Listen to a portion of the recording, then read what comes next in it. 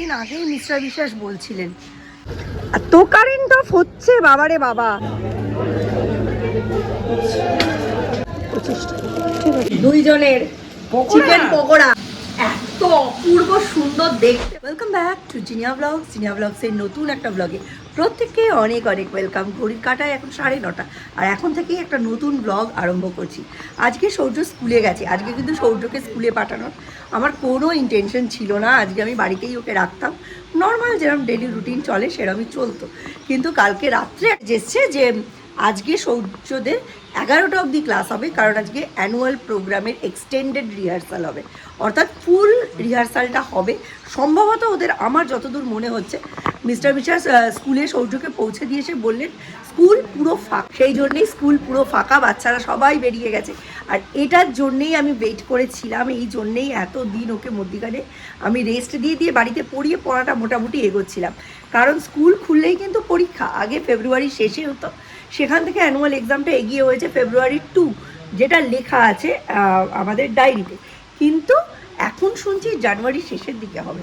তো সেটা যদি হয় একটু চাপের ব্যাপার বই, কারণ পুরো ডিসেম্বর মাসটা তো মজা করে আনন্দ করেই কেটে যাবে। হাতে আর ধরে নিলাম ডিসেম্বর বাদ দিলে একটা মাস সৌম্যর জন্য ব্যাপারটা ভীষণ ভাইটাল। কিন্তু যেহেতু সৌম্যর পড়াশোনাগুলো আমি দেখি না এখন অতটা, খুব একটা আমি ওটা নিয়ে মানে টেন্সড নই। সৌর্যকে নিয়ে ভীষণ টেন্সড, কারণ ও বাচ্চা, ওর এখনও সেই বোধটা হয়নি। তো যাই হোক, আজকে খুব ভালো করে রিহার্সাল হবে। একটা নিউজ পেপার নিয়ে গেছে, ওর যে ড্রেস কোড সেটা হচ্ছে বাবাদের ড্রেস কোড, একটা সাদা পাজামা, একটা সাদা পাঞ্জাবি, একটা পাওয়ার ছাড়া চশমার ফ্রেম, আর চুলটা একটু কাঁচা পাকা করে দিলে ভালো হয়। টাকা এবং সময় এটা যদি থাকে, আমার মাথার অনেকগুলো পোকা পিলপিল করে নড়ে। এখন দেখতে যাচ্ছি বোনলেস চিকেন ব্রেস্ট পাই কিনা। দেখেন আগেই মিস্টার বিশ্বাস বলছিলেন যে জিনিয়া তুমি চিলি চিকেন করতে পারো, তার মানে চিলি চিকেন খেতে ইচ্ছে হচ্ছে। দেখা যাক আজকে যদি পাই বোনলেস, তাহলে বোনলেস ড্রাই চিলি চিকেন করবো আর ফ্রাইড রাইস করবো। একদম আলোর উল্টো দিক দিয়ে হাঁটছি, একটুও ভালো নেই, মেঘলা মেঘলা ঘোলা ঘোলা ওয়েদার। ভাগ্যিস আমার এখন বড়িটা উঠে গেছে। আবার কালকে 450 মতো ডাল ভিজিয়েছি। কালকে দিদির সাথে কথা হলো, দিদি বলছে পিকনিকের আগে তো আমি যাব না, তোমরা তো আমায় বারণ করেছো যেতে। আমি বলছি কোথায় বারণ করেছি? বলছে ওই যে সৌম্যর পরীক্ষা, ওই জন্য। যার পরীক্ষা সে এখনও ঘুমোচ্ছে। আজকে যে এক্সট্রা আধা ঘন্টা টাইম পেলাম, কোনো কাজ হবে না জানেন তো। ফেসবুকে অ্যাক্টিভ হলাম, ওখানে খানিকটা সময় গেল। প্লাস হচ্ছে এই যে এখন যাচ্ছি, এইগুলো কিনে নিয়ে বাড়িতে ঢুকতে ঢুকতেই 11টা বেজে যাবে। একটু হলো না, আজকে চিকেনের অস্বাভাবিক দাম। ঠিক আছে, একটা জায়গা দেখে রেখেছি, ওখানে কম, ওখান থেকেই নেব। একটু কম হবে, 175, 180, 190, 3 জায়গার রেট। আর তো কারেন্ট অফ হচ্ছে বাবারে বাবা। 4টে অবধি, 4টে 4:30, আগের দিন 4:17 এসছে। হ্যাঁ, কিন্তু আমাদের মিলি ভবনে গেট বসবে না, বসবে না। এই দাসপাড়ায় বসেছে যে, লাল চিলি একটা দিও, আর ওই আজিনা মটর যদি প্যাকেট থাকে আজিনা মটর দিও। ওই চিলি চিকেন বানানোর জিনিসপত্র, কর্নফ্লাওয়ারের কাজ চালের গুঁড়ো দিয়েই চালিয়ে দিই। আচ্ছা, চিলি চিকেনের বাজার, চিলি চিকেনের বাজার সমাপ্ত, কিন্তু চিকেনই আনা হয়নি। চিকেন যেখানে সব থেকে দাম কম থাকে সেখানে 180, আমার বাড়ির সামনে 190, আর যেখানে দাম সব থেকে বেশি থাকে সেখানে 175, কিন্তু সাহস হলো না। কে জানে কালকে 185 দেখে, লোক নেই দেখে কালকে সেই 80-82 মাল চালাবে কিনা, ভয়তে নিলাম না। ওপারে দামটা দেখি, ওপারে দাম ইউজুয়ালি বেশিই থাকে। এপারে যদি 190 বলে, ওপারে 190 থেকে 210-এর মধ্যে রেট থাকবে। এখন দেখা যাক কি পাই। এর থেকে কামের মধ্যে 2, খাই আর শুই। আমার কামের মধ্যে 3, পড়াশুনো, খাওয়া, শোয়া। রাধা মালগুদাম বাজারের ওখানে নামবো।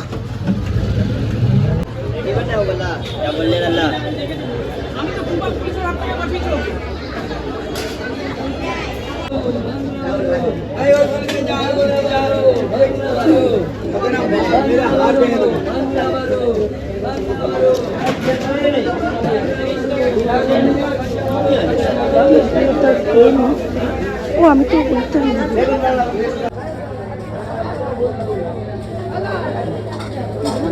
অল্প অল্প করেই দেন আর কি তো একদম, আর কিছু লাগবে না। ও এগুলো কত করে? 30 টাকা। 30 টাকা শ।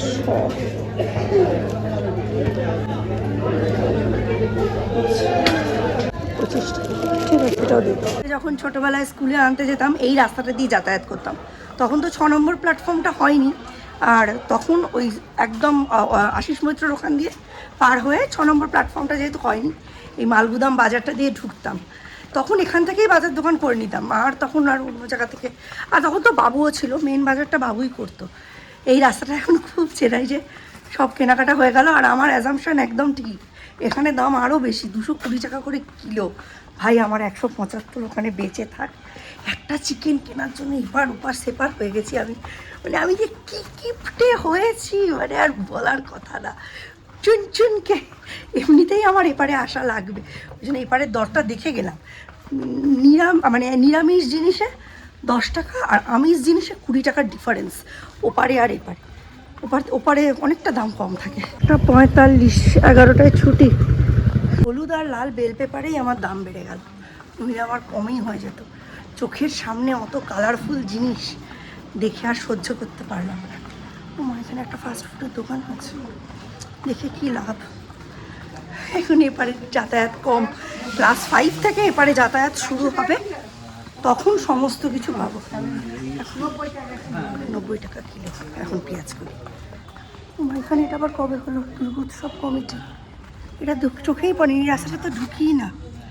এখানটা পুরো ফাঁকা মাঠ ছিল, এখানে সবাই ওরা ওই খেলতো, ফুটবল ক্রিকেট খেলতো বাচ্চারা। ভালো করেছে, এরকম জায়গায় জায়গায় একটু হয়ে যাওয়া জরুরি। ঠিক আছে, সঙ্গে ছোটোবেলায় যখন এরকম গলিগুচিতে ঢুকতাম, বাবা মায়ের নাম শেখাতো। এটা হচ্ছে মালিক সাদেকা লেন। এই নামগুলো সব বাবার কাছ থেকে জানা, বাবা শেখাতো। এই রাস্তাটার নাম জানিস? বল, এটার নাম কি? সব থেকে কম দাম।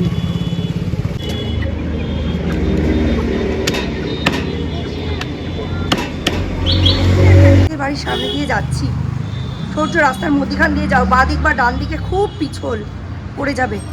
এইখানে 175 টাকায় আমার 750 থেকে 800 গ্রাম মতো আমি চিকেন নিলাম, 175 টাকা।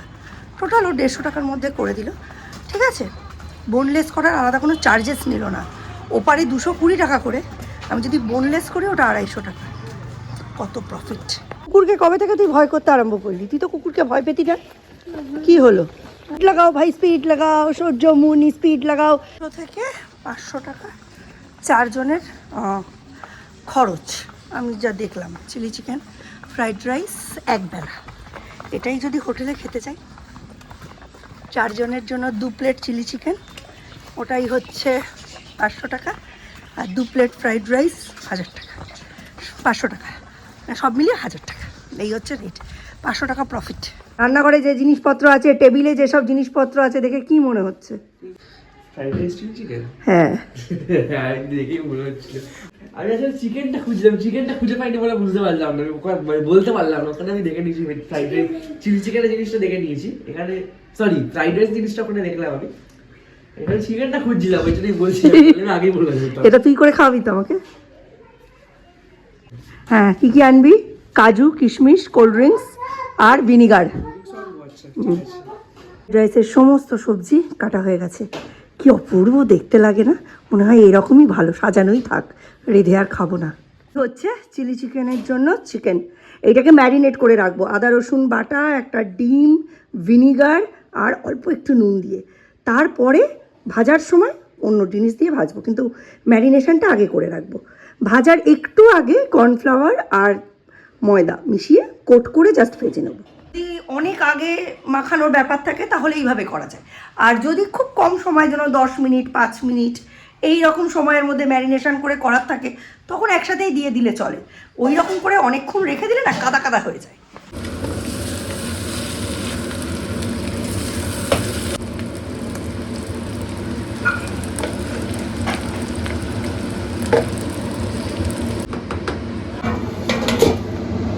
দুইজনের চিকেন পকোড়া,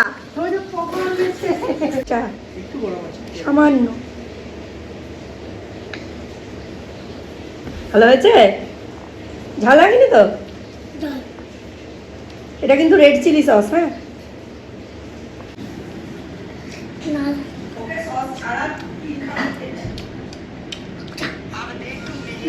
এই জিনিস আর মানে চিলি চিকেন অবধি পৌঁছবে না। দীপ খেলো 4টে, সৌর্য খেলো 4টে, আমি খেলাম 4টে। রেড চিলি সস দিয়ে আর একটু MSG দিয়ে চিকেন পকোড়ার মতোই উঠে যাচ্ছে মুঠো মুঠো। শীতকাল, সাথে যদি একটু কফি পাওয়া যেত পুরো জমে ক্ষীর হয়ে যেত। আপনাদের দেখায় কেমন হয়েছে ভাজার পরে। এত অপূর্ব সুন্দর দেখতে হয়েছে দেখুন। এইগুলো দেখে আর চিলি চিকেন করতে ইচ্ছে করে বলুন তো? সরস্বতীতে এসেছে, সমস্ত বাসন বের করে দিয়েছি, 3 দিন ধরে একখানা কড়াই পড়ে পড়ে পড়ছে। আমার সেদিকে লক্ষ্য নেই, ভাবলাম বলবো, ভুলে গেছি এর মায়ায়। ও ফ্রেশাতে একটু কফি হলে ভাবুন তো কেমন জমতো। এ বল কেমন হয়েছে? এটা হেভি দেখতে হয়েছে তো। এটা dry chilli chicken, boneless dry chilli chicken দেখতে হয়েছে আর ফ্রাইড রাইস। সুন্দর, একদম পুরো MSG দিয়েছি। আচ্ছা, দেখতে খুব সুন্দর হয়েছে বাবা। দেখা যাক কেমন বাবার পছন্দ হয় কিনা। বাবাও বলেছে যে করতে, সেদিন আমায় বলছে তুমি কি চিলি চিকেন বানাতে পারো? আসলে কোনোদিন তো করতে দেখে না। দেখ সুন্দর হয়েছে দেখতে। সৌর্যর লাইফে ফার্স্ট চিলি চিকেন। 13ই এপ্রিলের উল্লাস মল্লিকের এই লেখাটা পড়ছিলাম। সৌর্যকে পড়ানো হয়ে গেছে। মানুষের তো এখন নিউজ পেপার পড়া, মোবাইলে বই পড়া হয়ে মানুষ পাতা উল্টানো, নতুন বই কেনা এসব ভুলেই গেছে। কিন্তু এইসবে যে কি মহিমা খুব অল্প সংখ্যক লোকই বুঝবে। আমার বাড়িতে মিস্টার বিশ্বাস, সৌম্য এরা বলে কি হবে বই কিনে, কি হবে বই মেলায় গিয়ে, সেই তো একটা বই একবার পড়ে তোলাই থাকবে। এই পুরনো বইয়ের তাক থেকে মানে মুছে মুছে বেছে বেছে 2-3 বছর পর বই নামিয়ে সেটাকে পড়ার যে কি আনন্দ এই জেনারেশনের খুব কম পার্সেন্টেজের লোক বুঝলো। যদি সেরম আমি 2 বৌমার মধ্যে একজনকে পাই, আমি বাড়িটা লাইব্রেরি বানিয়ে ফেলবো। বই কিনতেই দেয় না জানেন, কেউ বলে পিডিএফে পড়ে নেবে। আর বাংলা বই সেরকম পিডিএফে পাওয়া যায় না। এই মানে বাংলাদেশের ভালো ভালো লেখকদের বই, আমাদের দেশের ভালো ভালো লেখকদের বই, এই যে নিউজ পেপার, এটা 13ই এপ্রিল, ওর বাবা পেপারটা দেখে বলছে এই পেপার আমার হাতেই পৌঁছয়নি। তুমি ভুলেই মেরে দিয়েছো। আমি রবিবাসরীয়গুলো কালেক্ট করে করে রেখে দিই। আর প্রত্যেক দিনই কোনো না কোনো নিউজ পেপারের এমন একটা দিন থাকে, সেই দিনে স্পেশালাইজড গল্প বেরোয়, ছোট গল্প বেরোয়, ধারাবাহিক বেরোয়। এখন তো খুব কম পার্সেন্টেজ লোকই এরমভাবে পড়ে। আমার চশমাটা হয়ে যে কী সুবিধা হয়েছে আপনাদের আমি বলে বোঝাতে পারবো না। আমার মতো বইয়ের পোকা মানুষের বই পড়া বন্ধ হয়ে গেছিলো জানেন। এখন ভালো আলো আর এই চশমা, আমার আর কিচ্ছু লাগবে না, আমি বই পড়ে কাট করে দেবো। আর এই বেলাটা হালকা পাতলা রান্না করবো। বাবা বলছে কী ব্যাপার তুমি হঠাৎ করে ফ্রাইড রাইস চিলি চিকেন বানালে? এমনি ইচ্ছে করলাম, বলিনি যে তুমি তো কদিন আগে বললে যে ফ্রাইড রাইস চিলি চিকেন বানাতে পারো, চিলি চিকেন বানাতে পারো, তো সেই জন্য বললাম। আমি চ্যালেঞ্জ হিসেবে নিইনি, আমার মনে হলো যে ওর হয়তো খাওয়ার ইচ্ছা হয়েছে, ওই জন্য বানালাম। তা দীপ বলছে একেবারে দোকানের মতো টেস্ট হয়েছে, পুরো রেস্টুরেন্ট স্টাইল। আর আমি তো খুব মন দিয়েই রান্না করি, রান্না করতে আমি ভালোবাসি অ্যাকচুয়ালি। যাই হোক, এটা আমি পড়ছি। আমাদের যে দিন গেছে, যে দিন মানে বাঙালি তো খুব স্মৃতি বিজড়িত একটা জাতি, খুব স্মৃতি টানতে ভালোবাসে। মানে আমাদের সময় সবই ভালো ছিল, এখনকার সবই খারাপ কিছু মানুষ বলে, সেইটাই। এই যে বাঙালি সবসময় ভুরু কুচকেই আছে, চারিপাশে এত ভ্রুকুঞ্চন দেখে মনে হয় এদের বাড়িতে কি ইস্ত্রি টিস্ত্রি নেই। মাঝে মাঝে হালকা গরম করে নিজের কপালের ওপর চাপিয়ে দিলেই হয়। সব কিছুতেই নাক সিটকানি, কিচ্ছু হচ্ছে না। তখন সব কিছুই ছিল আগমার্কা, মানে পিওর। তখনকার আমরা এখনকার ল্যাংড়া আমের চেয়ে মিষ্টি বেশি। তখন গরম এত বেশি পড়তো না, শীত প্রচণ্ড পড়তো। এখন গরম বেশি, ঘাম বেশি, ঘামাচি বেশি, শীত কম। এখন বেশি বৃষ্টি পড়ে, আর তখন এত কথায় কথায় বৃষ্টি পড়তো না। এই যে তখনকার দুধ যেন ছিল আঠার মতো, জলেও কেমন দুধ দুধ স্বাদ ছিল, সবার ত্বক ছিল স্মুথনার মারা, ল্যামিনেশন করা। আর এখনকার ফলে বিষ, দুধে জল, জলে আর্সেনিক। তখন ঘরে ঘরে ছিল সুবোধ বালক, পাড়ায় পাড়ায় মহাপুরুষ, আর এখন সবই খারাপ। এইসব নিয়ে পড়ছি। বেশ ফানি লেখা, কিন্তু লেখার মধ্যে এক জাদু আছে উল্লাস মল্লিকের, সেটাই পড়ছি। এখনকার কটা বাচ্চা বলুন তো বই পড়ে? বই কার বই পড়লো, সেই লেখকের লেখা ভালো লাগলো কিনা সেই লেখায় কি ভালো লাগলো, সেই লেখকের আলাদা করে অন্যান্য বই, আলাদা করে অন্যান্য লেখা খুঁজে পড়ে, সেই সময়ও তাদের নেই, সেই মানসিকতাও নেই। হয়তো আমরাই বাবা মা হিসেবে সেই মানসিকতা তৈরি করতে পারিনি। যাই হোক, চলুন আজকে আর বক বক বক বক করবো না। আজকের ব্লগটা অনেক বড় হয়ে গেছে, ইচ্ছে করেই আমি কোনো রেসিপি শেয়ার করিনি। যদি আপনাদের মনে হয় আপনারা কমেন্ট করবেন, রেসিপি আমার শর্ট নেওয়া আছে, আমি দিইনি। যাই হোক, যদি ভালো লাগে বলবেন, আমি অবশ্যই রেসিপিটা শেয়ার করব। নতুন একটা ব্লগে আপনাদের সঙ্গে দেখা হবে। ততক্ষণের জন্য tata, bye bye, good night, happy reading.